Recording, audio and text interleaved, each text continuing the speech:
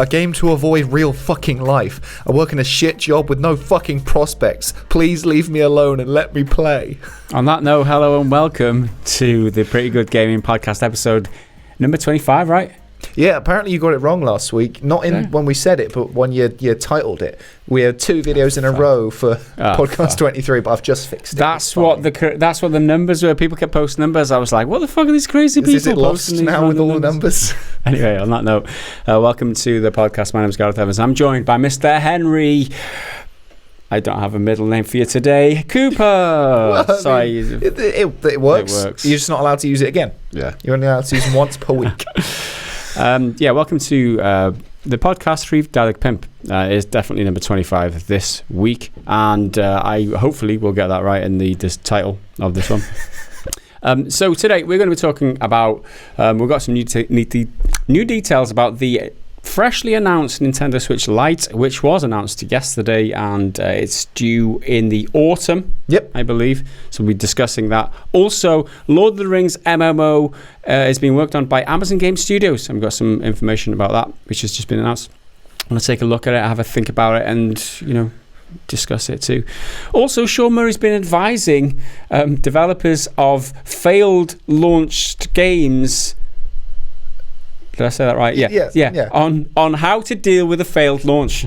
So that's going to be fun to discuss. No matter what angle he goes for, you can tell he's coming from experience.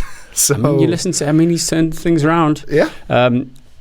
Also, we're going to be taking questions from the Patreons on the Discord channel. We're also going to be reading some YouTube comments, including the very popular and famous now, and very prestigious, in fact, if I can remember the name of it, Triggered Fanboy Comment of the Week. Yay! Jingle. Wow, this is an early jingle. I want to punch it in early, get people excited about it. It is the best part of the week. It is the best part of the week. I got 2 decent contenders, but I think I've decided myself on the winner. I think my choice, the shorter one last week, was the winner. Yeah, because of his conciseness. It was I just tight. Liked it. Yeah. And one thing as a shout out, right? I enjoyed this for like a whole season last year, right? So I want to shout out right at the beginning of this podcast. The Pretty Good Fantasy Football League is now open to applicants, people who want to join our Fantasy Football League. So if you're on the Discord, go to the Fantasy Football channel and plug in the code to join the Fantasy Football League. We had 10 participants last year. It was my first year. I'm revving to go for the second year. You're going to win. Henry's eyes are glazed over already. Well, I was listening last time. You came second or something. You had a bad start and you came second. You got to win now. Yeah, it was like the second half of the season. If that was just the whole season, I might have just won it because I had such a bad start. But that was because I wasn't used to it. I didn't know how it worked. I didn't know all the nuances of it. But I'm raring to go now, and I want more competition. So if any of you are interested in just cobbling together a team and going up against Evans 11, then feel free to drop by the Fantasy Football channel on the Discord. Well, I think speaking of a second wind is a perfect segue into the new second Switch model. There you go. Which I was really hoping you wouldn't divert too far away from that conversation, otherwise the segue would be lost. So, there's a new Switch model coming out, announced yesterday, as you said, came up literally as I was editing stuff. I was like, oh, new Switch. And it's the Switch Lite as opposed to one of the other potential rumors, which is the Switch Pro, which is the high-end elite gamer one. So the Switch Lite is described as a compact, lightweight console that is dedicated to handheld play. Now, that's come from Nintendo themselves. That's a direct quote. And the handheld thing is key because it's handheld only. It's not dockable, and you can't connect it to the TV. You can't remove the Joy-Cons, so it's one contained unit, kind of like your traditional handheld systems, I suppose. Yeah. Like a PlayStation. What was the PlayStation? Yeah, like a PSP or a Vita. PSP, it looks quite similar to those. It's coming out on the 20th of September, so not very long. So they're probably planning to get in early ahead of Christmas and then get a big push at Christmas time, along with the standard Switch model. It's going to be a little bit cheaper than the traditional classic Switch. It's going to be just shy of $200 or £160 compared with just shy of $300 or £240. Yeah, and when it comes to value, I guess you're losing the dock. You don't need all that side of it. You're losing the Joy-Cons, which are detachable. Yeah. You're also losing the movement sensors and the vibration rumble and stuff. Yeah, so those features being ditched leads to a product which is one third cheaper. However, my first question, I mean, I don't know if you've got this. I don't think there is this information now, but is the hardware the same?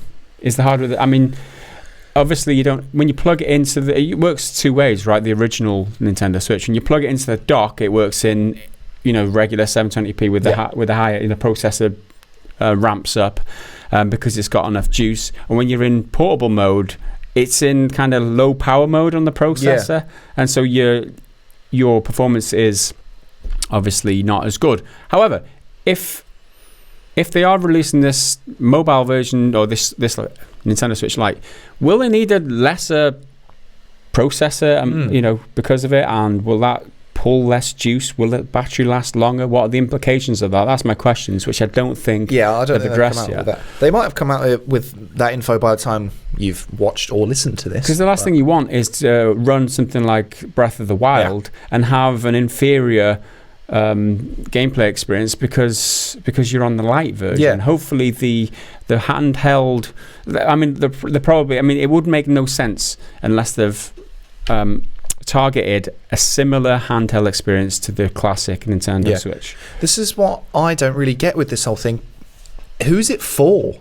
Because you can already play it in handheld. Have you not seen the advert? It's the guy on the skateboard. Oh yeah, where he goes to the skate park and there's another kid at the skate park. That's who it's and for. And then girls show up because the Switch Lite will get you the ladies while you're not skateboarding. You've got to wear colourful clothes. You've got to live in an environment where it's all sunny all the time. That people love to skate around. That's who it's for, Henry. And then other parts in the trailer, there's people in beautiful parts of the world, but they're so engrossed in looking at Breath of the Wild. Oh yeah, what was that one? That there was a rock climbing girl, people rock climbing, and she's playing Breath of the Wild, like rock climbing. I'm like, live your life, girl. And then her mate comes over. It's like, let's play together. This single player only. Just climb the fucking wall. That really made me laugh. And I get the point. This our thing's even more fun than the real thing. But I'm like, come on, no. Ain't nobody gonna go to an outdoorsy type activity and play Nintendo Switch. Like, try again. So one of the other features about it is that it's got a slightly smaller screen. It's 5.5 inches, and I think the main one was 6 point something. 6.7 I want to say, but I might be wrong. And I think it was The Verge said that the smaller screen does kind of make it look sharper because you don't notice the stretch as much because it's only in 720p, obviously. Sure. It has a real D-pad instead of just the directional buttons. Mm-hmm. So you can roll now, which is it's one of those things where I never think about how useful it is, but as soon as you go from a Switch Joy-Con to a proper controller, it's like this is so much better. This is the way it should have been. But apparently there's no plans to bring a traditional D-pad to an upgraded Joy-Con format for the main Switch. Doug Bowser said there are no plans or nothing to announce in terms of further variations of Joy-Con, which is really annoying because that's one of the biggest problems with the Switch is that the Joy-Cons just suck. Until they bring a Joy-Con Pro, right? Give me a Joy-Con Pro. They're not talking about the Joy-Con Pros yet. Yeah. It'll be the Nintendo Switch Pro, right? Exactly. I love the concept of Joy-Cons because as soon as you get your Switch, you've got two controllers immediately. You can play Mario Kart together, you can play Smash Bros together, all that. But one goes dead all the time. The sticks are rubbish. There's so many problems with them. Yeah, that's true. There's drift on mine. Yeah, God, it's still recurring. I've recalibrated it. It kind of fixed it, but it's still drifting sometimes. For God's sake, bad. My stomach is rumbling. I don't know if anyone can hear that. I certainly can. You can apparently transfer your gameplay data. I don't know how. I don't know if it's like you beam it to it or you got to do a wired transfer or anything like that. But apparently Mr. Bowser said, yes, you will have the ability to transfer between devices your gameplay experiences. More to come on there, but that is the intention. So that's pretty cool. If you do want to get a secondary Switch, you don't have to lose any of your data. Yeah, this should be a standard feature. This shouldn't be a selling point. This should be as standard. And the fact that they're mentioning it means that it's Nintendo are the kind of company who would just leave this out. Yeah.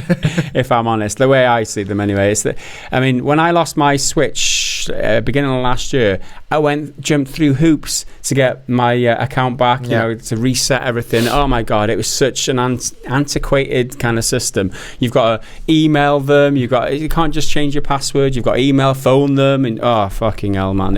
I guess it's like Fort Knox. It's what you want, but there's better ways to do security these days. You don't want anyone else getting to it, but let me get to it for fuck's sake. The fact that you can also put your your info from one device onto another. It's like cloud saving. It's that simple. Like, that's not a feature. Should be a selling point. But lo and behold, Nintendo use it as a at least they've got it tool. Now. So if you want to get one, it comes in 3 colors: yellow, grey, or turquoise. Like, you could have just gone blue, but you know what? We're gonna go turquoise. Yeah. Do you like these colors? I have kind of a nostalgia for the yellow one because I had a yellow Game Boy Pocket. That was my first handheld. It wasn't even mine. I think it was my brother's, but we all kind of just used it. So I have a soft spot for that. But other than that, they're not very interesting. They're not. I think they're targeted at the younger demographic. Yeah, I think that's and for me, the grey is the only... I mean, I've got a grey Switch now. The grey is the only one... You think about a man of my age going out and being in public or public transport or on a plane or something, playing with a yellow or turquoise device in your hand. It's not going to happen. My only option is grey. Yeah. And that's just like, come on. But then it doesn't look good. One of the leaks, I think we covered it earlier this week, was a silicone cover thing to snap over. I guess you've got press. And you've got those, but again, it's an extra thing you have to buy, and it's a bit annoying. True. Although if none of those 3 variants tickle your fancy, there's a Pokemon Sword and Shield Special Edition version, which has the 2 new legendary Pokemon whose names I have no idea what they are, but they're big wolves. One's got a shield in its mouth, one's got a sword, which does look quite cool. It's got one side of the face buttons are blue, the other side is pink, so that's part of the original Switch's design, where the original Joy-Cons were blue and red. Have you got the grey both for both Joy-Cons? Off topic, is there a demon in your stomach trying to get out? I'm really hungry, and when I'm hungry and I drink water, because I always drink water on this podcast, apparently thirsty thought. I don't drink anything any more than I do outside, but it seems to set me off. Anyway, what were you saying? Sorry. There's the 2 new legendary Pokemon, and the buttons and stuff are the different colours, just like the traditional Joy-Cons. Yeah. But that one does look cool, but I think it's like a super limited edition or something. Where are we? That one comes out on the 15th of November, I think, because it's Nintendo America. 11:15, yeah. And there's no 15 months, is backwards. 11:15. It's out at 11:15 at some point. No one knows quite when. And then there were a few articles saying that Doug Bowser denies Nintendo Switch Pro. And that's not strictly true. He just didn't say anything about it. Really. Like, he didn't explicitly say no. Yeah. He just didn't really mention it and said, we're only planning to do the Lite one this year, kind of thing. Yeah, I mean, the 2 new versions of the Switch have been rumoured for so long. Now, we've got confirmation that one of them was actually true, which is the Lite version. Yeah. And it makes sense that this rumour, which was... They were rumoured both together. I mean, it is surprising for us who have been following this story that they haven't announced the Pro. And it's probably something... that is in development, that they're just focusing on one device at a time just to give it as much marketing push as possible. But money on that the Pro will be coming at some point in the future, whether it's late next year or they're going to push it back even further than that. I don't know. Whether they're just going to go with a second Nintendo Switch out and right, and it's going to be a few years off. Who knows? But that's the one I'm waiting for, really. And it's more than very, very, very, very likely that it exists. I was trying to explain this to my girlfriend yesterday. I was like, "Oh, they've announced a new lightweight Switch model, which is only portable. You can't dock it. But what a lot of people like me want is the upgraded version." She's like, "Yeah, but that's probably just you who wants that." No. People want it. Like, we talk about it all the time. It's like, really? Like, why? You switch? No. I want more power, all right? The internet is on my side here for the most part. You don't get it, You're just not listening. But they seem quite keen on the idea of having 2 switches in your house, which I do think is kind of odd.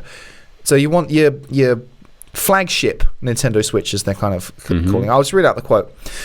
The classic and Lite Switch will complement each other and coexist in the market. I could see this fitting into a household where there are multiple players and one flagship Nintendo Switch. So you leave your one at home and then you take your Lite one out, but your main one can be taken out anyway. Yeah. So I don't see why you would need to unless you've got multiple players, which, could be the case. Yeah, I mean, I guess. I mean, how much money have you got to spend on devices that you take with you? If you've got one already, I mean, it's a little bit more convenient because it's smaller. Okay, I'm going to spend $200 on that. Yeah. Not a lot of people are going to. But then this could be like a prerequisite to if they do the Pro one, you can have your Pro one which you keep at home and then take out the Lite one because all the games run on them because the games will be universal because it's the same thing. When talking about the 3DS and their current Nintendo's existing portable games systems, they say we will continue to support our 3DS family of systems as long as there is a demand. So they're not planning to step on its toes with the Switch Lite. Keep supporting. Which is cool because there's a lot of, dedicated 3DS players who still play it all the time. That's right. So, I mean, it's a great device. It's been around for years and people are still playing. So why not? Yeah, as long as people are playing, they'll keep doing it. So that's cool. There is evidence to suggest that they are planning to upgrade the current Switch model. So it's not going to be a full Pro thing, but they're planning to take the hardware inside and tweak it a bit and make it a bit better. So I think this comes from The Verge again. And Nintendo submitted a Class 2 permission change, which is some kind of legal thing. This one you've got to legally request changing a product, essentially. So they requested it from the FCC, who is the Federal Communications Commission, so that they could, tweak the interior and the hardware and whatnot. So they're planning to put in a new processor, which is currently the NVIDIA Tegra. Tegra. Yeah. To make it, have a better CPU and graphics and all that, which sounds great. And a new NAND memory type thing, which is flash storage, so just got a bit more storage space. So again, they're small quality of life improvements, but they just will make the overall thing better. Yeah, any improvements are good. And I guess that's it. I mean, there's not loads of information to go on right now because no one's had their hands on it yet. Really, it looks nice. It would have been nice for this model to be on a launch, and it's a bit of a theme, bit of a trend to release hardware, whatever, if it's a console or whatever, and then release a lighter version, a smaller version, a slimmed down version once technology is advanced, so you can shrink the hardware down a little bit. It makes sense. It's not for me because I've already got a Nintendo Switch, and I don't really use it a lot when I'm out and about, and if I did, I just use my current Nintendo. I'm not splashing out. I guess people. I don't need it. I guess it's newcomers to the Nintendo Switch who are most likely to buy this. I would say. I don't see many players who have already got a Nintendo Switch trading down for this. Yeah. As in selling their old one and getting a Switch really that doesn't less features. Switch. You can't switch it. Yeah, the Nintendo. What is this? What's the opposite of a Switch? Nintendo. I don't know. There's nothing, right? It's a Nintendo nothing, is what it is. Now there will be some people who buy it, but I don't think it's going to be a game changer for them. Well, there you go. It's available soon, so those of you who are interested now know a little bit more about it. And let's move on to our second discussion topic of the week. Now, Lord of the Rings is a pretty well-served gaming franchise, I would say. There's quite a few Lord of the Rings games. So we know the recent Shadow of Mordor and all those. They've got a general decent level of quality. There's not many that are amazing. That's right. But there's a fair few that are like, what, that's decent. Been around for a while, but now there is a new MMO being developed, and it's going to be free. Now, Amazon Game Studios are a studio that haven't put out a game yet, but they're working on a lot. Apparently, they are a thing, and they're working on a few games. Amazon have taken a step into the gaming sphere recently, set up these studios, working on a few games that we know about, a few games that we didn't know about that they've cancelled now because they laid off some staff recently. But they've just confirmed that they are working on this new Lord of the Rings MMO, which was announced last year. And now in partnership with Lite Technologies, which is the publishing label, their publishing label, which is called Athlon Games. So Lite Technologies, you probably wouldn't have heard of them. However, they're the parent company of Digital Extremes, who make Warframe, which is another free-to-play really game. Good free-to-play game. Very good monetization model. Yeah, there's a lot of good things said about Warframe. So if there's a connection there, then I guess that's a positive one. But Amazon Game Studios are the same team. Like, they're working on a game called New World, right? And I don't really know a lot about that. It's not, and there's no release date for it yet at all. But that is also an MMO game. So they've got certain experience within their team at Amazon Studios. They've also got former developers from games such as EverQuest, Destiny, PlanetSide, World of Warcraft, Defiance, and Rift. So there's some, thinking about what type of game they're going to be producing, that they got enough experience to pull this off. There's apparently there's enough people who've worked on some decent games at Amazon Studios.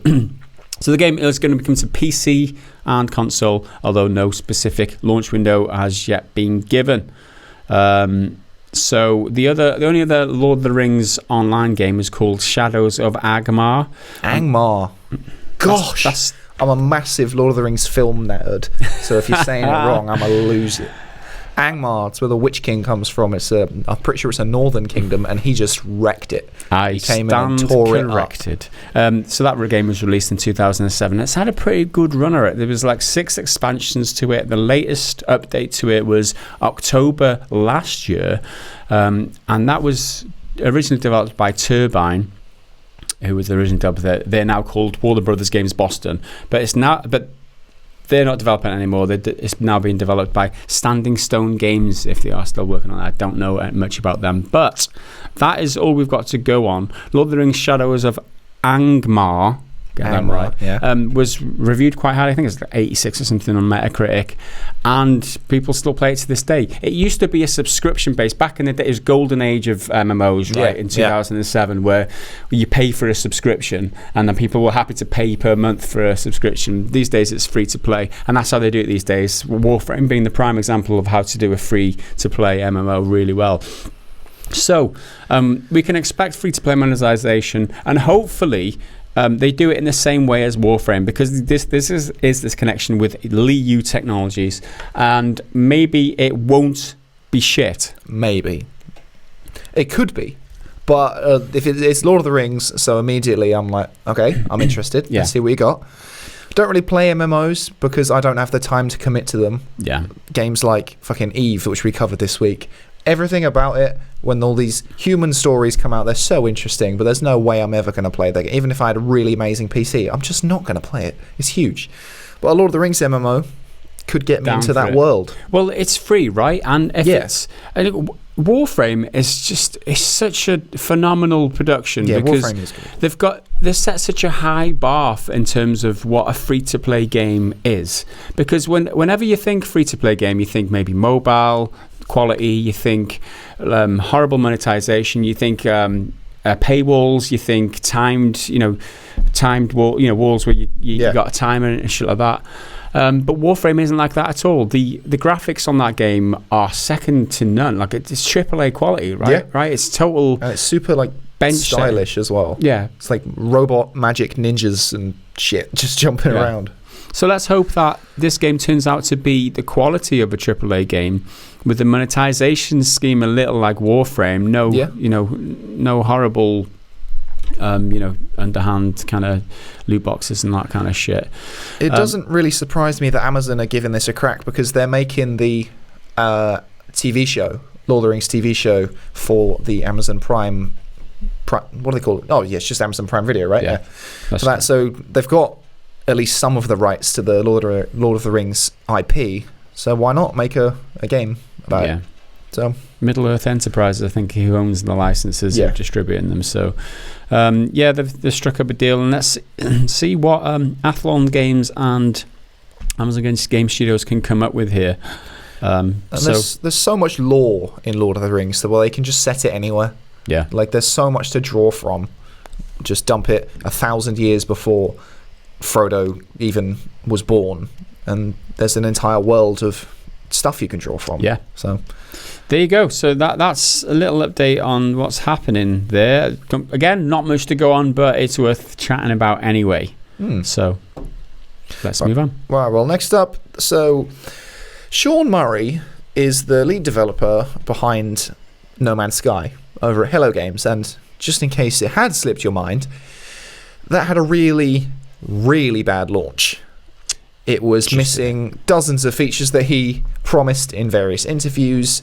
Yeah. And just was not what people bought. It was missold. It was missold. He totally, it blew out of all proportions what was going to be in his game. In all the interviews leading up to launch, everyone was really excited. Even the original trailer from E3, looked nothing like the game. There was so much in that trailer that it's been proven that the game shipped without, and it was a landmark for me personally in terms of how much was promised and how little was delivered.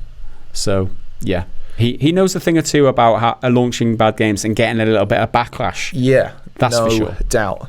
But in the last 18 months, really, they've turned it around and they've made quite a different game, but quite a good one by all accounts. Everyone seems pretty keen on the new take on No Man's Sky. They've added loads of features. We talk about it all the time. Don't want to go over old ground. But Sean Murray was just at an event called Develop Brighton or something like that. I can't really remember. Where he essentially spoke about a bunch of stuff about No Man's Sky, but one thing in particular that struck out to everyone was he essentially told other game developers to stay quiet after a dodgy launch, which is kind of a controversial stance, because if you've got a bad launch, maybe you should talk to your players, be transparent, give them as much information as you can. But his angle was slightly different, essentially saying, stop talking to them and just do the work, which I do respect. So I've got some quotes here. Let the work do the talking. And this is, in context of this, like Sean Murray went on radio silent for like 3 months. After the game released. I think it was longer than that. Was it 3 months? Without saying anything. They're just dead to the world. Right, yeah. Yeah, was it? Maybe it seemed like longer than that to me, but if it was 3 months, it was 3 months. But yeah, totally the game launched, all the backlash, everyone hating, and he didn't say a bloody word. Yeah. And they went away, and they worked on it, and they came back with updates periodically every now and then.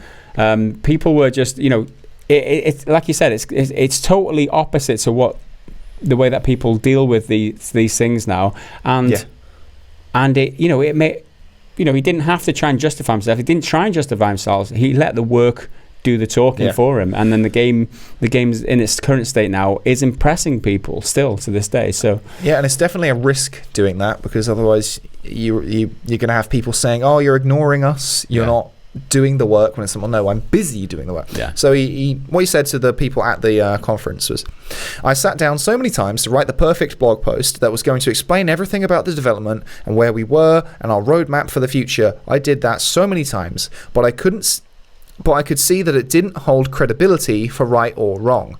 So what he was writing didn't really mean anything. So it's just, oh, we promise we're working on games on the game we've just fucked up, which is something I very much feel anytime I read something from like, BioWare's posted a statement about why Anthem's doing shit. We promise we're working. What are we doing? We're not going to tell you. Feedback. We hear your feedback, and we're going to work on it. We're going to work on it. We know we have problems. We hear. We're listening to you, and we're going to work on it.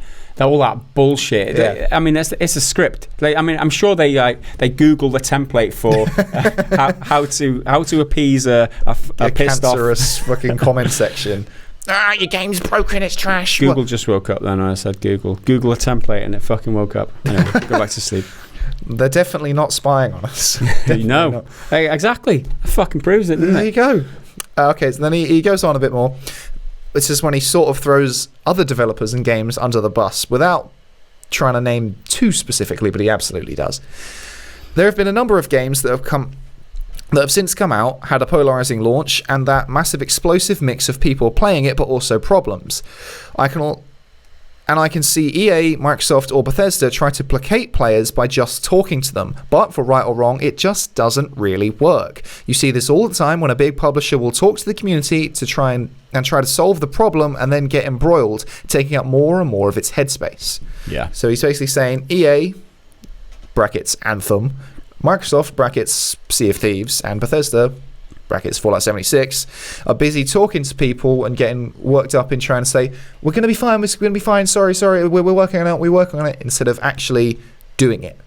Yes, it's definitely the best way to, I mean, Sean Murray is the, is the person who went about it right, and you think about how far that journey of that game has come, and the perception now and the mind's eye of the public of how well that game is supported. It's a complete contrast to where it was at launch, and the strategy of saying, "Oh, don't worry, it's going to be fine," and trying to appease. It's because the problem is there's just so much criticism, there's so much issues in the community. You haven't got enough energy to address everybody's issues, or just say everyone specifically. So you end up picking and choosing a few people, which pisses off the people that you ignore, and it may or may not appease the people that you address. So you can't win. No. So you're better off just saying fuck all, letting them think bad things, and then just delivering. Yeah, just get on with it. And that's exactly what he says here. Talking about features when a game's already out isn't that credible or interesting. Your actions are so much more important than what you say. So again, just do it. Yeah. Like you're complaining about us needing to fix this part of the game. This weapon is glitching. All right, instead of saying I'm going to fix that weapon glitching, just do it. Well, your actions are so much more important than what you say. I feel like this is something that you wouldn't have heard from the likes of Sean Murray 4 years ago. I feel like this is the result of his personal journey, gone through all the shit that he's gone through.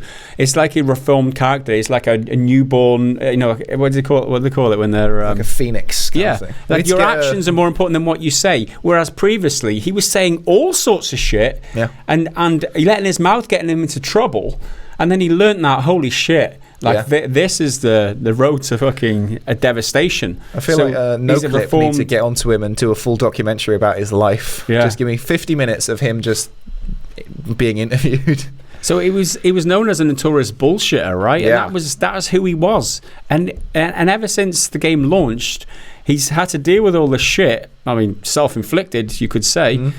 And he's come through it as a reform. He's like, no, you shouldn't talk, guys. Do not talk. I've been the biggest bullshit in the world. You shouldn't do that. Yeah. Like I've learned the error of my ways. I think it's funny. Nothing. I think it's great. But in his talk there, he also had a few kind of jabs at the media and games press altogether, kind of almost blaming them for the game's dodgy launch and him saying the wrong thing because he's not experienced talking to the press and stuff. Mm-hmm. So it kind of kills me that we don't see that we kind of don't see that much of that anymore. And he's talking about people reading like games magazines and stuff for technical information and how the development process works. And he's saying that games media has changed and journalism has changed. In terms of journalism these days, in terms of games journalism, where people talk freely and educate people about game development, how it works, and what's going on behind the scenes. There's a disconnect there. Clearly to us, it's obvious that some features are working and some aren't, and that some things we tend to do and some things we tend to do work out and some things don't. So because he's spoken this, it's not like it's written out, so it's a bit wonky. Yeah. We've cut out this feature and put this other one back in. This cool other one back in. We're just going back and forth like this again. Like this, we're just going back and forth like that as, again, just a handful of people making our game.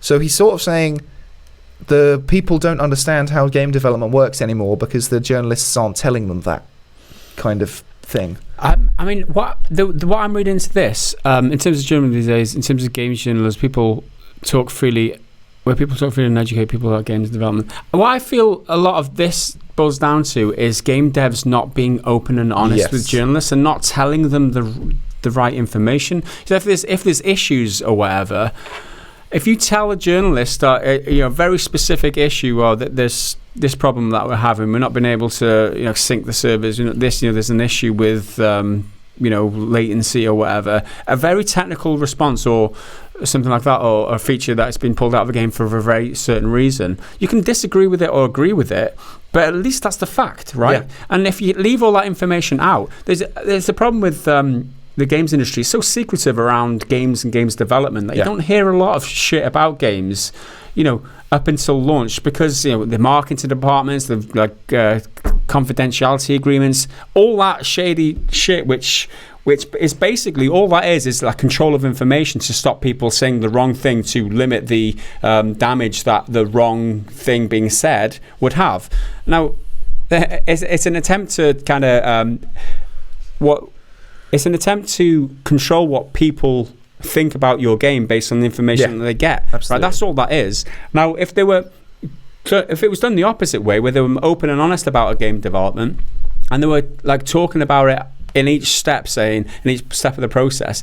For example, if Anthem, they were open and honest about Anthem. It's like, we don't have a fucking game yet. We're going to go to E3 and show off this demo, and people will be able to smell shit mile off. They'll be able to deal with the criticism and then be able to address it during the production stage, right? Yeah. That's one bonus. Identify your problems and start fixing them. But this isn't journalism. This is just the secretive nature of the industry and development. That's what this is. I do think when it comes to games journalism and any form of reporting, like on YouTube or whatever, negativity always gets more coverage than positivity, and it's because it's more interesting. If you say, "Oh, this is really good," it's not. The humans will just be like, "Oh, what's the drama?" And I think he's trying to say, the headline of the article was, "No Man's Sky positive news doesn't get coverage. People don't care about it or whatever." Yeah. And I do think that's true, but that's because you've put yourself in the negative situation. You're doing the negative thing, so obviously everyone's going to comment on it. Yeah. When you do positive things, people will comment on it, but perhaps not as loudly, but it's your job to bring those to the forefront and make your positive things even better. Yeah, that's true. I mean, a company who's historically been, mired in controversy with the launch of No Man's Sky and stuff. What would he rather? Would he rather not have any sort of, have no headlines at all? Or would he rather people talking about No Man's Sky, although it was for bad reasons at launch? No Man's Sky is pretty much a household name among gamers now. Gamers know No Man's Sky for good or for bad. But it's only because of the, all the, I don't know. I mean, is no news, is bad news still good news? Yeah. No news is bad news, right? That's a fucking expression? Well, I think with No Man's Sky as well, this is such a part of their journey and legacy, because if they didn't have such a bad launch, the game definitely wouldn't be the way it is now. Because the game was supposed to be a very niche, very kind of cerebral, just exploration game, very vacant, kind of like a dream. It's kind of empty, and there's a few things going on. But now they've added so many features which make the kind of concept very different. And if they didn't have this controversy, we wouldn't have current No Man's Sky. That's a great point, and forgive me while I go off on a little bit of a tangent at just the current state of the whole world right now, but I think people are just, in the world these days, modern society is just too pussified. Honestly, nobody can take any sort of criticism without getting upset about shit. Like, this is part, like you said, of developing and making yourself better. Self-improvement in all aspects, whether it's a game or whether it's yourself. Someone criticizes something, then you've got to think to yourself, is that what that person said actually true? Is it worth trying to improve what I'm doing? Not just get pissed off. I'm insulted. I'm offended. Grow a pair of balls and try and make yourself better. That's what people should do. People should not be scared of criticism. If your self-esteem is so low, okay, maybe try and avoid it because you don't want to push yourself to the edge, right? I get that. I get where people come from in terms of, some people can't handle it. But you need to grow a thick skin. You really do. And I think as part of society these days, we're just too offended by all shit. Like, take criticism and say, hold your hands up. When you're wrong, just hold your fucking hands up. Yeah. That simple. Sorry, I'll get off my pedestal now. But I think it's the crux of one of society's problems right now, is that nobody can take a fucking a criticism. Yeah. Nobody can take a criticism, and everyone gets offended at everything. But that's a different story. Well, but even then, I'm going to fucking bring it back in now. Even then, if someone is criticising you, they're not always right. Like, and you don't have to get upset about it. You can look at it and it's like, okay, he said I'm fat. Okay, maybe I'm a bit out of shape. I can work out and get in better shape. Or he says I'm fat, and I'm like, well, I'm in fucking awesome shape. This guy's just a dumb fuck. Yeah. Get fucking rid. Yeah, I mean, your feelings aren't really that.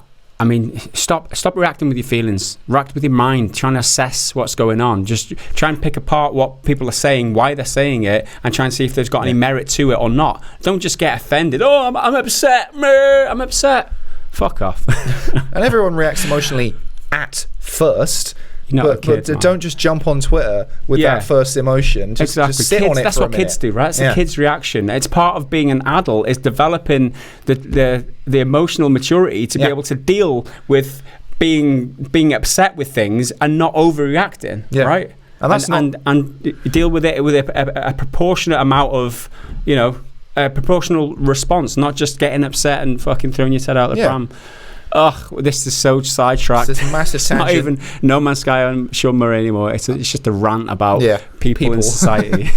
Not trying to justify people being cancerous pieces of shit on the internet. Don't do that. But people will do that. But people being cancerous pieces of shit, it's just a reflection of them. Yeah. It's their problem. If they're being cancerous towards you, toxic towards you, it doesn't change who you are. Just because they're being toxic. If they're saying horrible, shitty things, that's because they're horrible, shitty people. And that's all that proves. It doesn't prove that the things that they're saying is true. I mean, it's up to you to decide whether that's true or not. And I'm going on again. Anyway, that's the end of our... right. Unless you got anything more to say. Cancerous, toxic comments come later. But first, we've got to get through the Discord questions, which are much nicer. Let's take some questions. Okay. These questions are given to us by our supporters over on patreon.com/prettygoodgaming, and they are pitched on the Patreon Discord, which is a perk that you get when you become a Patreon member. You get to access the Discord and ask us questions for the podcast. So for as little as $1 a month, you get early access to this podcast, a couple of days, as well as access to the Discord, as well as all the other perks of being a patron. So let's jump in now and take our first question of the day. This is from Chloe99. Would you do the honors? Okay. Gosh darn it, another week over and those friggin' YouTubers want me to ask them questions. Can't be asked. Or can I? Can I? What a roller coaster. I like it. So there's two questions here. Gaz, do you swear in front of your children, or do you censor yourself? Do you use those PG safe swear equivalents? And then, Henry, any stories about how swearing got you into trouble with nieces or nephews, brackets, or other children and their respective parents? I don't swear in front of my children, but I you must come close. No. I never get that angry in real life because I'm never that animated. I'm only animated like this about, games. I'd never do that in front of my kids. But I do tease them with like the occasional pun like swear. So when they were young, it was easier. But my 10-year-old now, she's cottoning on to what I'm saying. It's like, like for example, this is a random example. We're at the dinner table, and there's a fork on the table, and I'd be like, "What the fork is this?" That kind of funny kind of pun thing. And they'd go over their heads when they were little. Oh, I love dad jokes, man. They're so cool. Any stories about swearing got me into trouble? No, I don't have nieces or nephews. I'm the youngest of my family, but I'm predicting that my sister's going to get pregnant next year. She probably would have done it already, but she's busy planning the wedding and just moved house. Right. So she's got other things. Because I'm the youngest. I'm the youngest of most of my family as well, out of like cousins and stuff. So it never really was a problem. But I remember the first time I didn't get told off by my mum for swearing in front of her, because my dad doesn't give a crap. He'll swear all the time. But my mum, she'd normally like give me a bit of a look, or just like, can you not swear, please? You're not at uni when you're down here or whatever. I was like, yeah, all right, whatever. But I think she phoned me up while I was just at the pub, and it was so casual. It wasn't like harsh swear. It was just, oh yeah, I'm just at the pub getting fucked, and it just bounced straight past. She was like, oh, okay, have fun. I was like, what? Getting fucked up. Like, what's going on? Like, it wasn't super harsh. Like, oh, for fuck's sake, you fucking none of that. But it was just kind of slipped out, and I was like, I can't be bothered with a fucking nag right now. But no, she didn't really care. Yeah, I don't generally swear around the family as a rule. I just don't. I only swear when I'm getting animated about games, I guess. I'm not usually this angry in my. If you met me day to day, you'd think I'm a pretty quiet guy, to be honest, which is weird. I'm terrible for swearing. I swear too much. There you go. Thanks for your question, Mr. Cloney. Venticus Prime has the next question. Just because, why not keep the topic going? At Gaz, what do you think of the PC versions of some board games, whether it be playing them through their standalone software or through Tabletop Simulator or Tabletopia? Henry, if you remember correctly, you mentioned a fondness for pinball. What are your thoughts on PC-based pinball games, i.e. Pinball FX versus Creation pinball games, i.e. Pinball Arcade? I don't play a lot of board games through their standalone software. I don't play board games on the PC, really, as a rule. So PC versions of board games, I guess.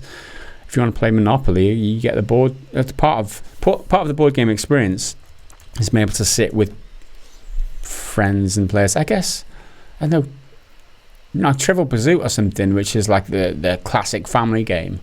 You want that interaction across the table. Like, that's the point of playing a board game in my eyes. I don't believe I've played a lot of board games, but then again, maybe I'm missing out on something. If I want to play a game on a screen, then it won't be a board game. If I want to play a board game, it'll be on a table. That's just the way I see it. Anyway, Henry, have you been? Well, when it comes to pinball, I played the PC one on like your default Windows 98 pinball game. But beyond that, I don't really play PC ones because I like the feel of the arcade machine, the cabinet, and the pushing the buttons. Yeah, the physicality. The haptic feedback of actually pressing it and having the lights and the sounds, that whole atmosphere. I'm not really fussed about the computer ones. I know you can get some fun computer ones with like crazy effects and themed backgrounds and shit, but they're just never the same as the analog physical ones. I'd love so much to have a real pinball machine though. That'd be great. But thank you very much for your question. Hope that response was adequate. And next up, return of Shag, Marry, Kill. No dudes this time, Gaz, and this one's coming in from Lochgar. No dudes to fracture Gaz's delicate sexuality. Okay, who have we got? All right. I think these are all from Nier Automata. They are all from Nier Automata. A game which I really like. I really like Nier.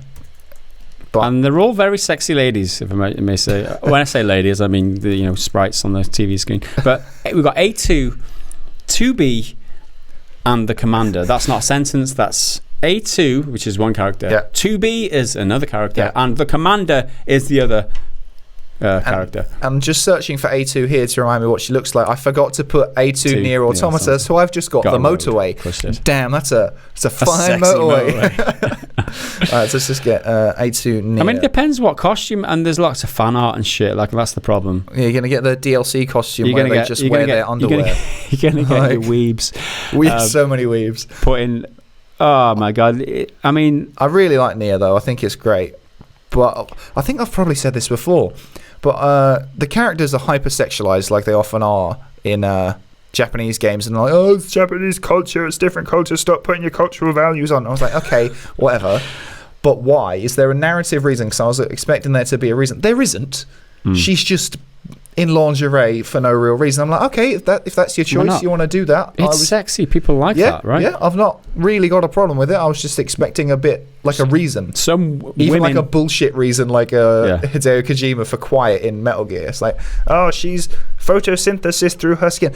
It's bullshit, but it's a narrative reason, quote unquote. I'm struggling to find actual characters and versus cosplayers versus fan art versus whatever that webcam models. Yeah, I mean, because there's loads of people. These slutty girls.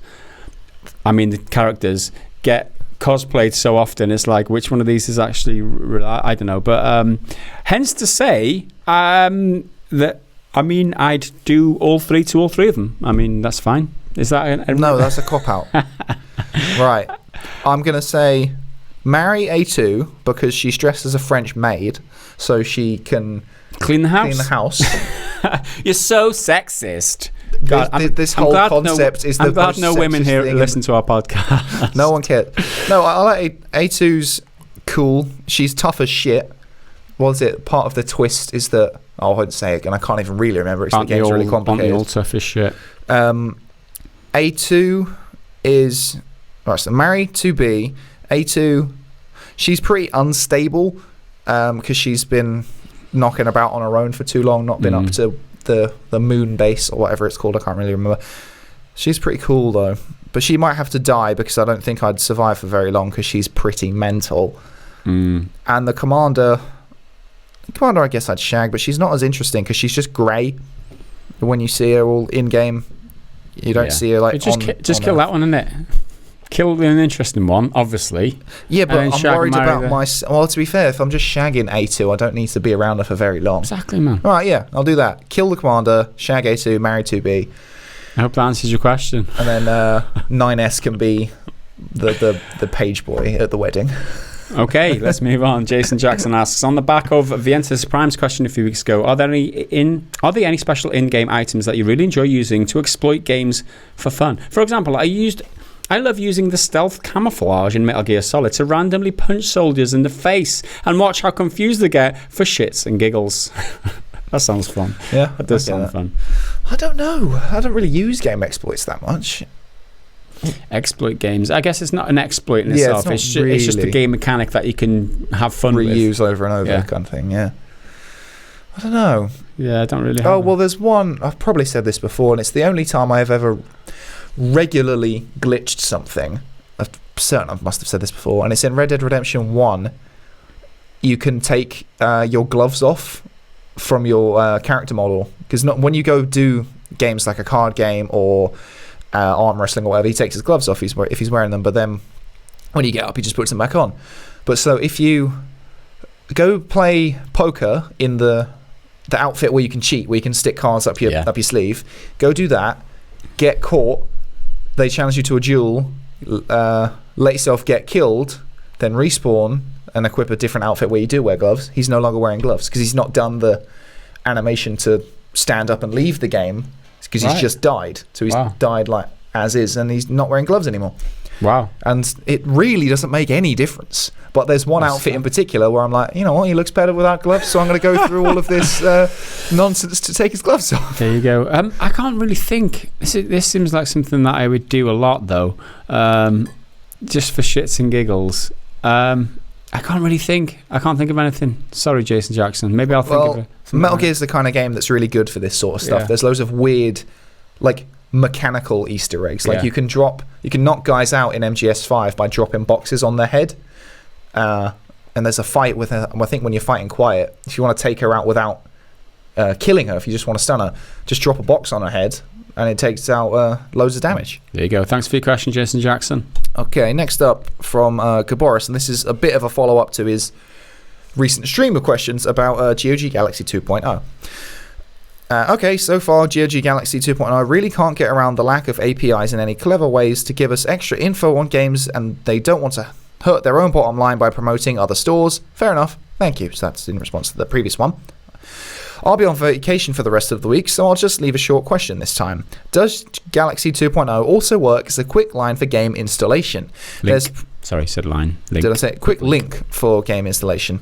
There's probably no API for it, but Steam seems to have the option to start a game that isn't installed using a desktop icon. But in those cases, it just brings up the installation menu for it. Oh, I don't know. I've not tried installing a game that's not on Galaxy through Galaxy. A quick link for game installation. I think there probably should be, right? I'm sorry, I haven't the answer for you here. But you're on holiday anyway, so it doesn't matter. You're not going to find out the answer. Yeah, sorry about that, Mr. Gabaris. I'll look into that and get back to you. Mr. Big Doc, or just sorry, Big Doc, is the next question. I think, is this the first time we've had a Big Doc question? I think so. What a big, what a big doc you have. I used to tell this joke about how I avoid Microsoft Soft BC. I saw the controllers they use to control drones is the Xbox controller and they're a government entity. Right. And then they had that always on thing that sealed the deal for me. Anyway, all conspiracies aside, do you think that these gaming giants will push their respective governments to focus on internet infrastructure as a means to expand the surveillance state and therefore expand the possibility they have for that wet dream they call game streaming? Sorry for the conspiracy in the question. I'm smoking weed while I take care of my daughter and I find it hard not to tell the truth. Lol. It's not a conspiracy, dude. It's the truth. It's the truth, man. Perhaps not the most responsible thing to do with your time while you're with your daughter. Well, it depends what age she is. Because if she's a baby, that's very responsible. If you're getting a headache off her, then that's probably what you need. If she's like a teenager or something, it's like, oh, shut up. Just one hit.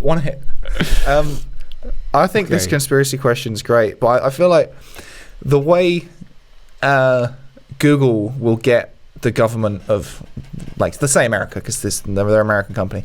The way Google will get the United States government to boost internet is by saying, "Oh, we need it for streaming, but if you do it, you can get the FBI into everyone's computer, and you can stream their data to your centers and stuff." I would have thought that this is less pushed by the game company side and more pushed by like Secret Service. What do they call it in America? CIA or something. The CIA would be going to Google and saying, saying, listen, it'll be that way around. Listen. We need to make sure that people aren't planning naughty stuff. Yeah, they're not going online and making racist jokes. So we need to be on top of everything.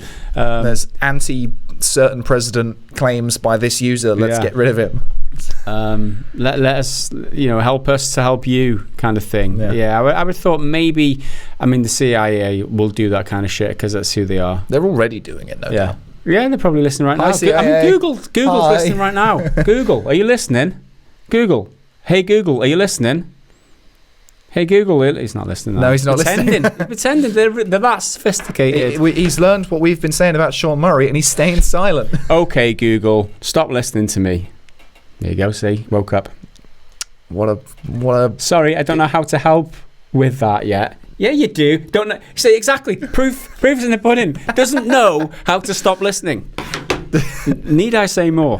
Let's move on. Talking conspiracies. You want to get away from phones, man. They're fucking. Yeah, we've got an Alexa, and I'm convinced she's watching me. Like, she is. She doesn't have a camera or anything like that, but she's watching me. It's you pay for them to have a surveillance thing. She can tell me jokes. If I ask her to tell me a joke, she'll tell me a joke, and it's. Can she cook your tea? She maybe. I cook more of the food than my girlfriend does, so there you go. All right, moving on. Moero and Getsu, and I think I got it right that time without much struggle. I recently played through The Last of Us Remastered and thought the game was quite overhyped. Controversial opinion. Are there any games that you've played that have disappointed you purely because the hype that was built around it? So many, and man. The obvious answer, which was commented by someone else, was just like RDR2, which is Red Dead 2. I'm not sure I wasn't overhyped, but that game does have its flaws that a lot of people overlook. Yeah, it's got a lot of strengths and a lot of flaws. For me, the flaws outweigh the strengths so much that I'm just not motivated to play it. But there are so many games that have disappointed me because of the hype. I feel you. Last of Us, people like it for very specific reasons. It's strong at some things and it's not so strong at others. But if it connects with you, then it's one of your favourite games. But off the top of my head, Metal Gear Solid 5. I mean, hyped up game. Everyone's like, oh, this is great. And The Witcher 3, hyped up game. I didn't really make a connection with it. Maybe especially when it launched. When it comes out on Switch. I played it late, so. I've given that 3 goes. The Witcher 3, that is. Another one off the top of my head, Dark Souls. All the Soulsborne types of games. Everyone's like, oh, these are amazing. Oh, Soulsborne, really amazing. Hollow Knight is another one. Oh, it's amazing. Fuck. Come on, man. Come on. Get a grip on yourself, man. I don't know if I get so many games overhyped for games, because recently all the games I've been playing, I know they're Destiny. good. Oh. Again, because Destiny. There's so many games that are like, oh, that looks cool, but I'm like, there's something that's not connecting with me, so I won't buy it. It's Destiny, right? This is a game, right, where your character like jumps on a trampoline, literally, essentially, right? All right, you're supposed to be in space, whatever. The enemies fire at you with bullets that go so slow you can literally see them and dodge out the way. This is a bullet. This is space. This is space technology guns that go at like 2 miles an hour towards you. Oh, talk about bollocks. And those are my unfiltered thoughts on Destiny, the game. One that I'm not sure it disappointed me, but I do think it was overhyped. It's as good as I thought it would be, but I think everyone else went up bananas, is Horizon. I really like Horizon, but I think everyone thought it was this groundbreaking thing that's changed the way we look at everything, and I really like Horizon. I think it's a great game, but it's good because it takes what everyone else already did and does most of it better. It hasn't brought anything new, and that's what so many games get criticized for, and yet they held up this game as the best thing in the world. I can definitely see that. Anyway, thanks for your question, Mr. Moero Angetsu. Earthworm Ben is next. Gaz, do you believe that any third-party AAA publisher in the year 2019 is on the same level as CDPR in terms of both game quality and ethical content?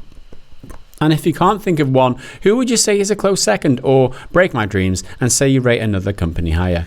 I think it's almost unfair to include CDPR in like best AAA publisher of the year for 2019 because they haven't published anything this year. They are amazing. Everyone knows that, and we're big fans of them. But I don't think I'd say they qualify for the publisher award of 2019. Yeah, no, that's true. They hardly publish anything compared to all the other publishers. But that's the thing. When they do, it's great. And I think the only other publisher that I hold so highly is probably there's a couple, but Sony.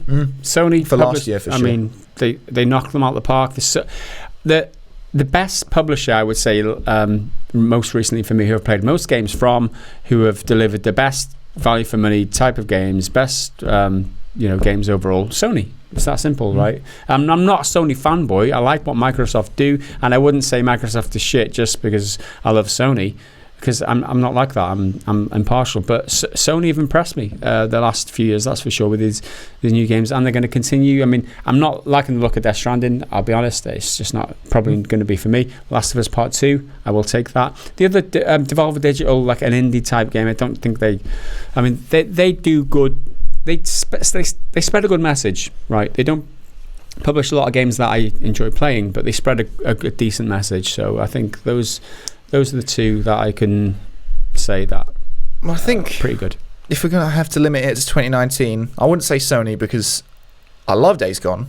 That's kind of all they've done this year so far. I mean, Death Stranding. My favourite game this year. I mean, that qualifies. I mean, I really like Days Gone, but I not perhaps as much as I like both Resident Evil 2 Remake and Devil May Cry 5, both of which are from Capcom. So I think they'd get my there you go. AAA Publisher of the Year so far, because Devil May Cry 5 is exactly what I wanted it to be and what I needed it to be. I do have problems with it, but it's what Devil May Cry should be in terms of gameplay and shit. And Resident Evil 2 is the quintessential perfect reimagining, not a remake, but a reimagining, and how you can update it, and took everything good about Resident Evil from all the different versions and all the different styles and third person RE engine gameplay kind of mechanics, put all the good stuff together, and made that brilliant game. Okay. So I'd say Capcom. Next question. Thanks for your question there, Mr. Thunberg. Next question. Mel Shark. He's got... We picked out 2 from his bunch this week. Yeah. So, on that note, lots of questions again this week. So I'm not broken-hearted if you only pick 1 question this time around. Well, don't worry. We got 2. I thought this was an interesting one. It's kind of a technical one. What lights, green screen, cameras, microphones, mixers, and video editing software do you use to bring us such awesome content? You'll know that. Yeah, the cheapest ones, basically, the ones off Amazon. The camera is a 70D, Canon 70D. The green screen is the cheap bit of cloth from eBay. The lights are I might even LEDs. edit away the background just for a bit to show the actual green screen. And then you can have it back. The tripods are the cheapest you can get off Amazon. This is the YouTube budget, man. I mean, I don't know what you're expecting. Mixer, we've got a Focusrite. We're using a Focusrite 2i2. It's a decent bit of kit because obviously I record guitar with them as well. But it's not a mixer, it's a interface. So the Focusrite 2i2, recommend the Focusrite Scarlett series to anyone who's looking at purchasing an interface. And video editing software, obviously we're on Macs here, and these are work Macs. We don't actually game on them, funnily enough, contrary to what a lot of people think. We use Final Cut Pro because it's a decent high grade editing software at a cheap price. I mean, who would have known that most of the stuff that we've got here is because they're cheap. Yep. But there you go. I mean, you verify it yourself as such awesome content. You don't need a huge budget. Yeah, it's all about the content. The next question, which I think scared me a bit reading some technical words in there, but I've got to terms with it now. What cyberpunk-inspired augment would you most like in your life? Examples, which can be cut from the question and are mostly targeted at Henry, thanks for bullying me, technical Luddite over here, include a Simro. Well, Safer? as a Welshman, that's Cymra, right? Cymra Safer. There you Safer. go. That one. Cymra Safer. That's how I'd say it in Welsh, and it looks like a Welsh because Cymra means Welshman, right? Essentially. Okay. Blah blah blah. For understanding the good folk about town, a video production blood pressure reducer, and train line skates so you can traverse the national rail network when the trains themselves evidently can't be bothered to. That last one would be fucking handy because the trains can't be asked to cooperate most of the time.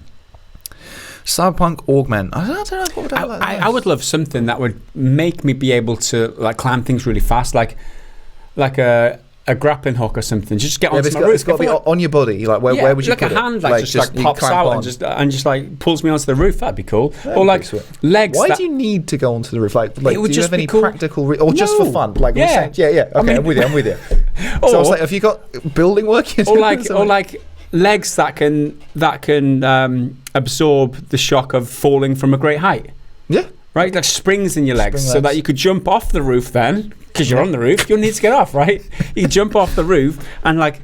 You've got a budding career in parkour augmentation. That would be awesome, being able to traverse... Imagine being able to get into the top of a tree and be like, hey, I'm in the tree, and then jump... No? Yeah, no, I'm with you. Oh, that'd be fucking awesome, man. Spent my entire childhood climbing trees. I think I'd like something where like you've got an electrical interface, like maybe in your hand, like pull it out from your thing, and you can just plug into your phone and charge it up from your own body heat and your own movement and stuff. Because the amount of times I'm playing, mainly my Switch, because the battery life sucks. Just plug into that, and just existing will help power it. And I think it'd be fun if you could like spark it out and like send out electricity bolts, like walk up to someone, shake their hand, and be like the clown buzzer things. Wow, you're such Joker a fun buzzers. Guy. Nice to meet you, dickhead. I think that would be quite fun. That'd be cool. You don't need the mantis blades or anything because, lo and behold, we don't need to kill anybody. That's just a bunch of murdering, which I don't need. Yeah, that's a good question, though. Well, what does Cymru Safer mean then? Because I imagine Mr. Metal Shark has Googled that to figure out I don't know, man. I mean, he's got a lot of things in his brain as a translator. It may even spelt it wrong because there's no Google. Google, do you know what this is? Shh, it's already listening. No, sorry, we don't know what camera safer is. Oh, well. But there we go. Yeah, let us know what your preferred augments would be down in the comments below, because I'm sure you've got some better suggestions than like a USB a USB wrist and a climbing and a grappling hook and bouncy legs. Actually, I did just think, because I used to think like this all the time as a kid, because I love Terminator, having a heads-up display like in your thing, you can scan faces and shit. Yeah, I'd love a heads-up, but the ability to switch it off. Yeah, because I play a lot of the time in video games with no HUD. Yeah, or minimal HUD. Yeah, so why would you want a HUD in real life? So then if I'm looking for something, I just go beep and it will scan. Or if you forget people's names, it's awesome. Exactly. Just look at someone and it's like, I saw someone from school the other day and I was like, buddy. Fucking Facebook. Oh, right, yeah. It was so bad. Yeah, I think a HUD would be cool. Anyway, thanks for your question. Next up, Venticus Prime again asks, I watched your EVE Online video. For one, I'm always fascinated what happens in the microcosmic economies of MMOs, but I find that the stories that come out of EVE Online are good case studies for political and sociological education, and seeing how a nation or civilization can essentially be created out of just a bunch of people finding themselves in an environment and interacting with each other. A quick search online shows that there is actually such interest in using it as research material. I'm curious to what your thoughts are in this perspective. Do the stories that come out of EVE Online make you look at anything that goes on in the real world and its societies any differently, or perhaps give you a deeper perspective on some of the world's problems? I mean, I definitely think that there is definitely a lot to learn from human behavior, from a psychology type of perspective, from games like EVE Online. How hierarchies are formed, how people vie for power, and how they interact with each other, and how things play out in these big, it is a microcosm for the real world essentially.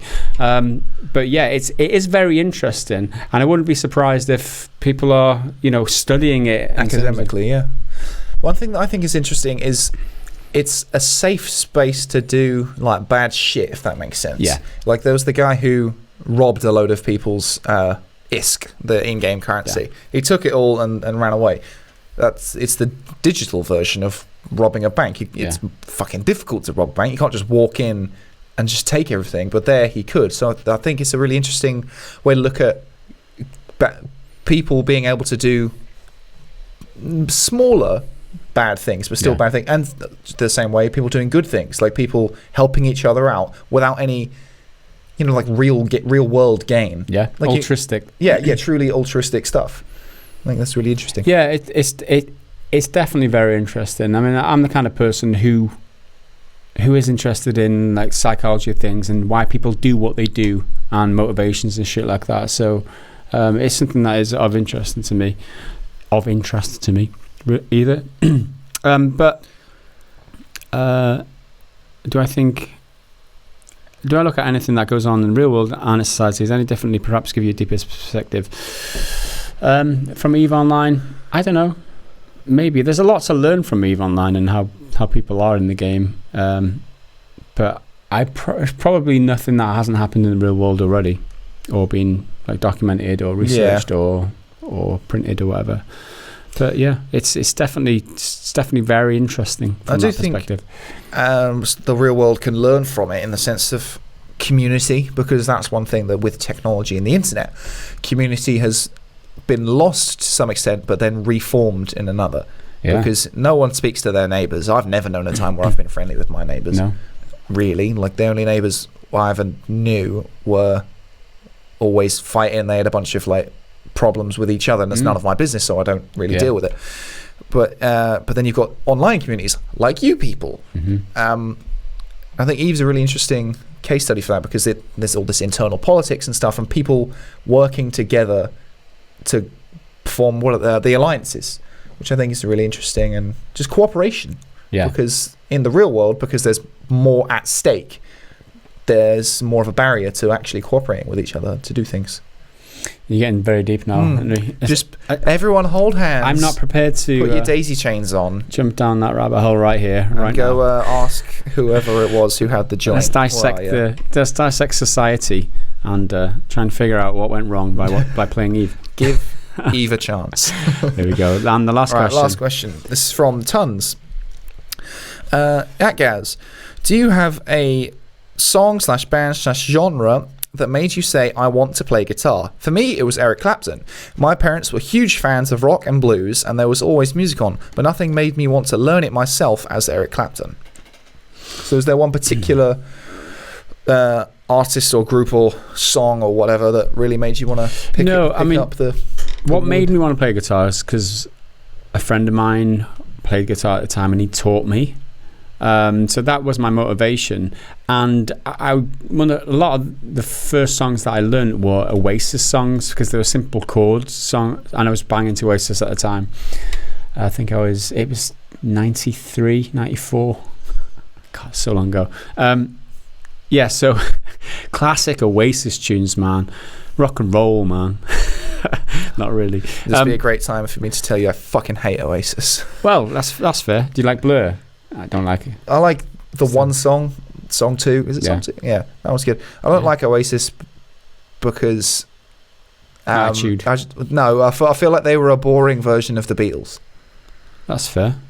I don't like the Beatles, but that's partially my dad's bias. It was just my genre. I was like 13. Yeah, 12, you find that years thing old, and they shit. were just like they were the hot thing, and it's not like I was older and they were before, and I could decide objectively whether I like this music or not. It was just what we liked as kids, so it's fun. I think the very first song I learned was a Metallica song, Nothing Else Matters. You probably heard that, right? So again, I don't really like Metallica. Like, ding, ding. Oh, don't you? They're okay. Yeah. So yeah, it's weird. I didn't have a lot of songs, bands, or genres that made me want to play guitar. I mean, after those periods, I got into like finger-picking songs. Nick Drake was one of my big inspirations for learning a lot of guitar, and he's like a folk artist from the 70s where he just like do loads of finger-picking stuff, and that's what got me eventually into the fingerstyle and the more technical, like percussive and acoustic type stuff that I do now on YouTube. That was part of the transition. But yeah, thanks for your question, Mr. Tons. Hope that answers it for you. And that is it for questions. It's time for the comments from YouTube. And it's that time of week again. The time of week you've all been waiting for, which is the Triggered Fanboy comment of the week. Can we have the jingle, please? Now, I picked up... How many have you got? I don't know. I think I had 2, right? So I think the first... it may be the one that you spotted, right? Okay. Okay. Yeah, I'll take one if you're not ready to go. I've got a few different ones. No, this has to be the fanboy comment of the week, right? So okay, here we go. Here we are. This is it now. And the Triggered Fanboy comment of the week is Mr. Mike Spikey. Mike Spikey. 2 E's, okay. 2 EY. Okay. Well, I'm so happy you wouldn't miss Steam if it went, you prick. You're going to pay me for the games I got on there. You're full of shit. And I wouldn't miss you if you fucked off on you getting paid of Epic or GOG. If you think I am going to install another 10 Steam type stores on my hard drive, why would you want Steam to go and go at me? No one going to miss your YT channel if it went. Thanks, Mr. Mike Spiker. You are the Triggered Fanboy comment of the week. The sheer, just a simple suggestion on my part that I wouldn't miss the store if it went, resulted in this dude flying off the handle and envisioning a world where I had to pay him for his games because Steam went, and telling us obviously no one's going to miss our YouTube channel if it went. And I mean, more power to you, Mike Spiker. You're entitled to your opinion, but you are our Triggered Fanboy comment of the week. I love the like anarchistic world he's imagining. If Steam's gone, planes are going to drop from the sky, children are going to be struck from their beds. Like, you prick. I love it. I'm so happy you wouldn't miss Steam if it went. You prick. You're going to pay me for the games I got on there? You're full of shit. And I wouldn't miss you if you fucked off and getting paid off Epic or GOG. I love it when people say we're getting paid for doing stuff. Oh, so yeah, it was a comment like There's something yesterday that I read about pay us, being still waiting. paid by GOG. Yeah. So funny. Yeah. Right, well, I've got... this is it. Sorry. Third Eye Vision yesterday. Friendly reminder, Gamers PGG is sponsored by G2A. I don't know if it's a joke or what. Yeah. If he seriously thinks, he's trying to remind people that we've been paid by G2A after we shit on them like twice. Well, then I've got one here. And this was on our video titled about Cyberpunk and The Outer Worlds both being political and not political. And my God, we got every end of the political spectrum in those comments. Some decrying absolutely no politics in any game, which I believe is foolish because it's impossible. If a game involves humans, there's going to be politics. Some people saying, of course politics can be in games. All games should have politics. All games should have a message. Otherwise, what's the point in it being art? Which I'm like, well, some games are different. Some games are just for fun. But there's this one really makes me laugh. Mainly because of one word. Right.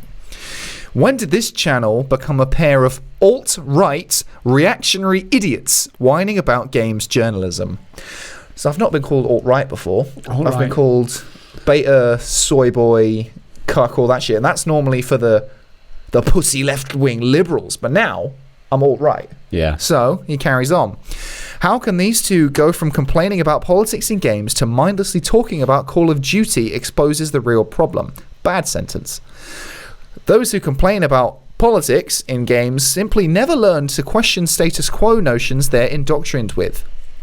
Okay, so apparently we don't know how to look at what we've been told and ask why, essentially, which is literally what we do every single day in the job. It's literally what we do. He knows it so well, right? Okay.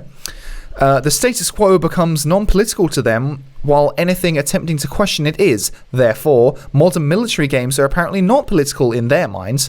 If your work of fiction is dealing with any dynamic of power or social relations, sorry, the work is political, you idiots. Now, my favourite thing about this comment is that it's completely mischaracterising everything we're saying.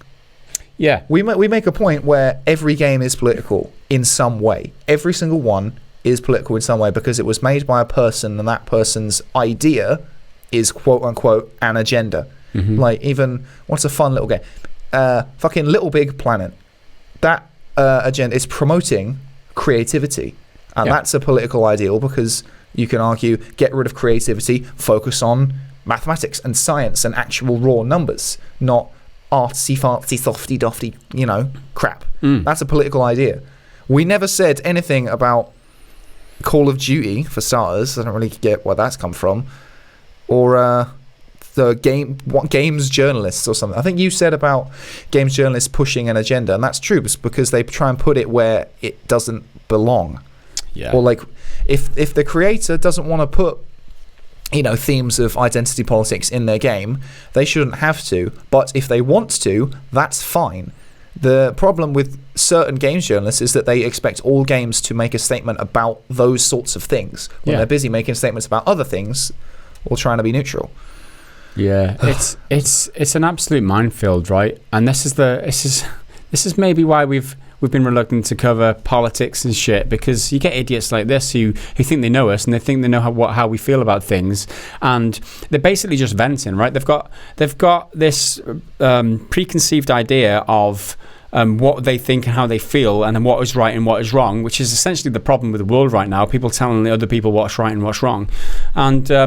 And he comes out telling us that we're wrong for X, Y, and Z, whereas he's just projecting an image of us that he believes what we are in his head, and laying both barrels into us. This is the most important part of communication, is understanding where the person is coming from, who you're talking to. And that's a fundamental flaw with this guy. He just doesn't understand what the fuck we're saying. Well, how can you communicate with someone who doesn't understand what the fuck he's saying? Why don't you just go and learn some proper fucking English, proper grammar, learn to understand what people are saying with their things, and then come back and maybe comment again, you dipshit. Alt-right reactionary idiots. If you take out alt-right and reactionary, which are fundamentally incorrect, when did this channel become a pair of idiots? What then? Okay, I mean, they're idiots. Then you've got an argument.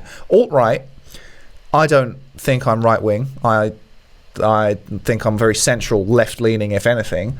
Alt-right is something which is completely bastardized by so many, for lack of a better term, social justice warriors. They call everyone alt-right. Yeah. And then on the other side, everyone calls anyone who disagrees with them social justice warriors. So Yeah, it goes both ways. That's the problem these days. Is that the social justice warriors and the extreme left have gone so far and pushed the political spectrum so far off to that side. Anyone who's left in the middle is characterized as alt-right. And that's the way I find myself. It's like I get mischaracterized because I don't agree with throwing milkshakes on people. Like what the fuck?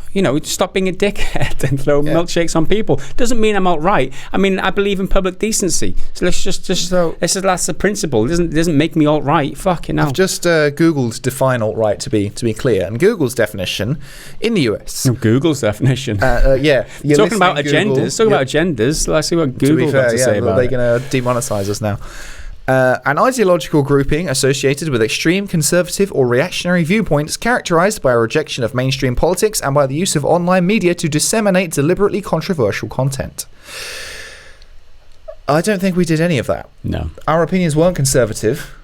I'm not conservative at all. It's easy to knock somebody down and destroy their arguments if you write their own arguments yourself, if you mischaracterize them, if you put words in their mouth. Exactly. Yeah, it's literally what it is. It's quite easy to be in the right if you characterize someone as being in the wrong, whether it's whether they believe it or not. If you fabricate something as being wrong and then you pin your argument on that instead of actually having an argument. It's just idiocy is what it is. It's bad communication.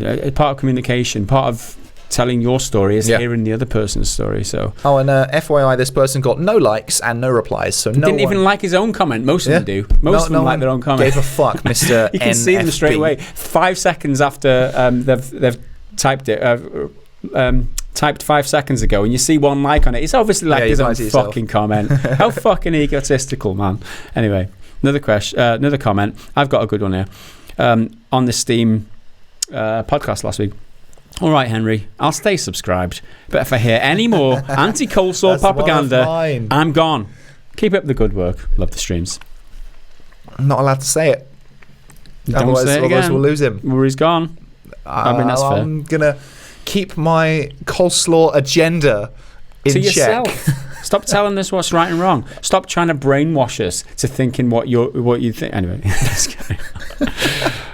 Okay, I've got one here back on the cyberpunk thing, which kind of sums up how I personally feel, more or less. It's not exactly, but it's from Sonia Reed, I believe that's how you pronounce it. Art, no matter the medium, has frequently been used throughout history to express politics. By its very nature, art is political because it articulates human identity. I feel we should let art be art, regardless of whether it is overtly political or not. And ideally wish the gaming journalists on both sides of the spectrum would just shut the fuck up. I'm so utterly sick of hearing SJW/anti-SJW bullshit. The ironic thing is that the two camps are mirror images of one another, equally annoying, intolerant, myopic, and obnoxious. Yeah. Totally right. Apart from the left, the left are different, right? The left see everybody else that's not in their camp as alt-right. They mischaracterize people. The radical left, yeah, for sure. Yeah, but alt-rights don't really call everyone. Well, I mean, maybe they don't get as much bloody airtime because YouTube doesn't like them. They like the alt. But I just feel like everyone's. Yeah, I just feel like they're all battling one another. You go just far enough sat left, in the middle. you start coming right. Yeah, I mean, it's talking about like freedom of speech.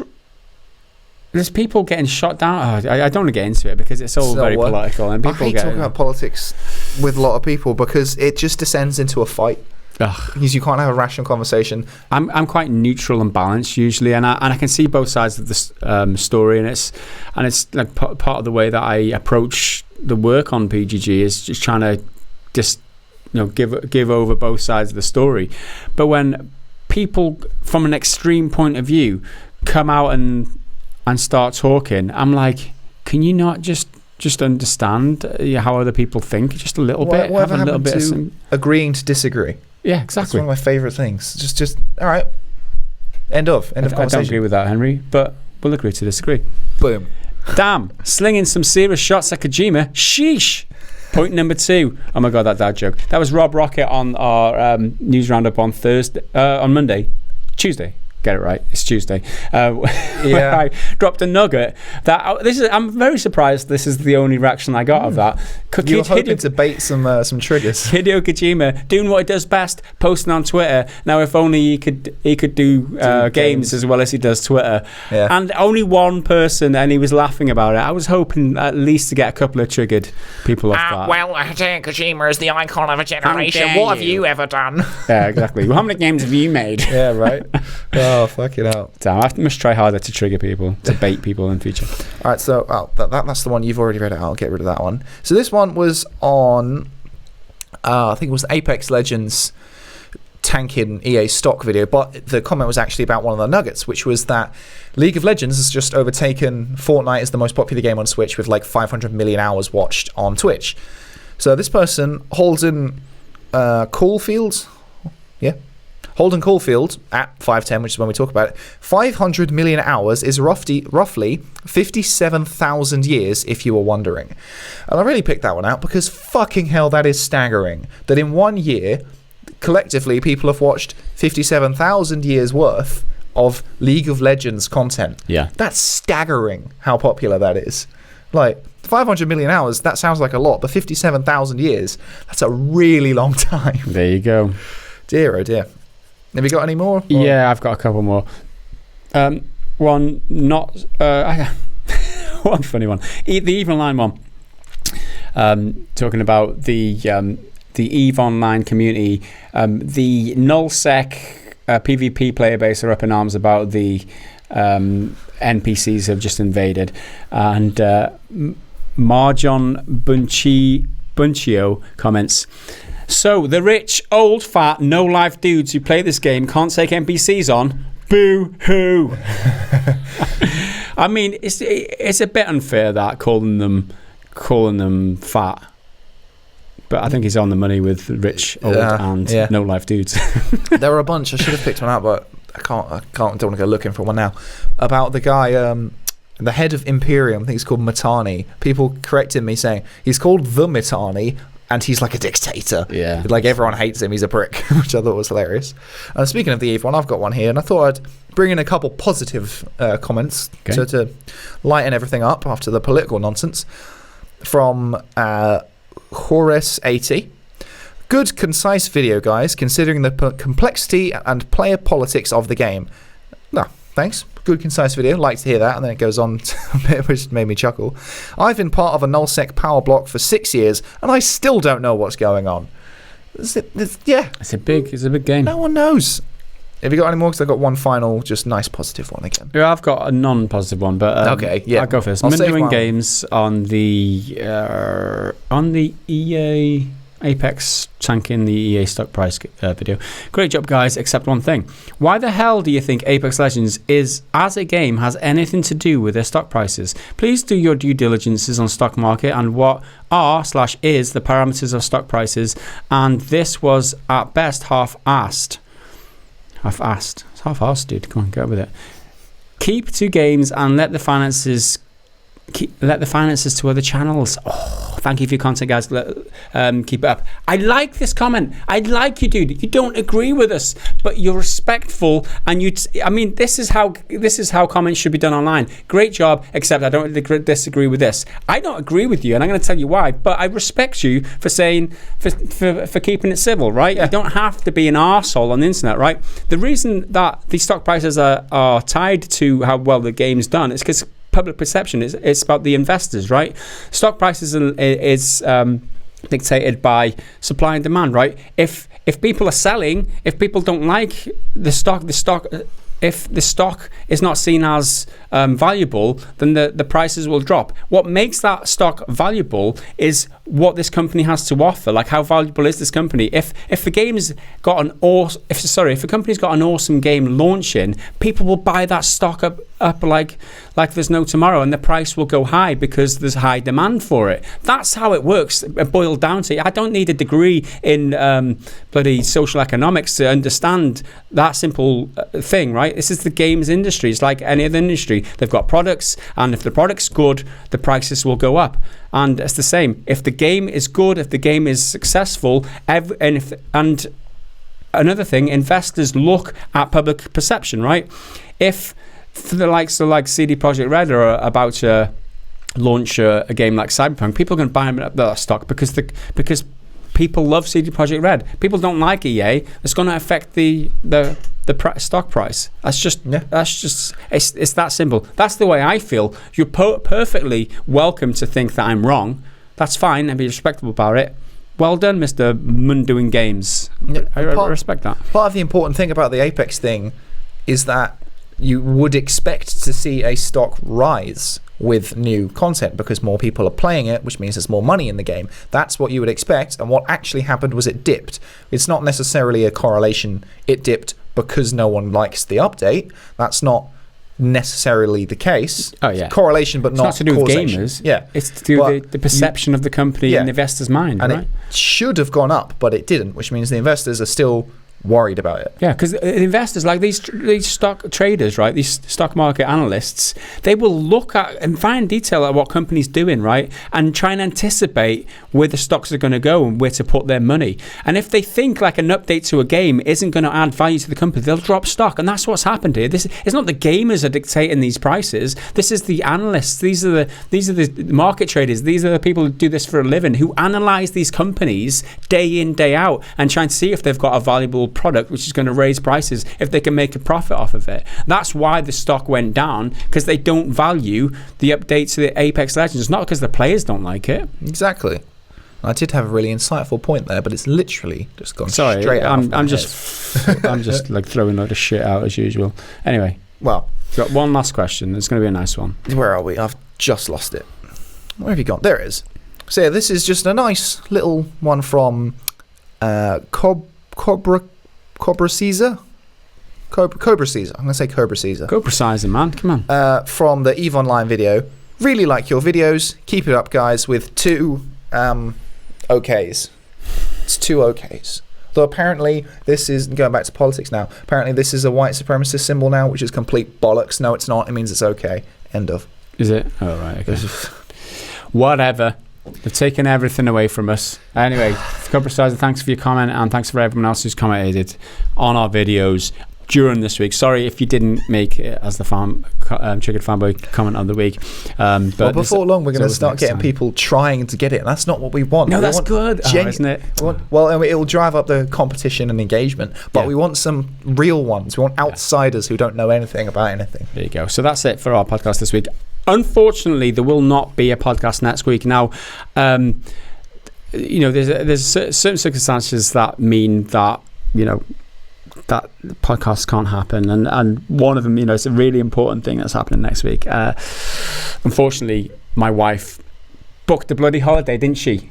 And what am I going to do? Stay at home just to do a podcast for you chumps? No, I've got to go on bloody holiday. I've got to go to Menorca and sun myself on a fucking beach for a week. I mean, think about how bad I've got it, guys. Don't worry about your bloody podcast you're not going to be getting. But anyway, podcast number 26 is going to be in a couple of weeks' time. And after your 6th holiday or something.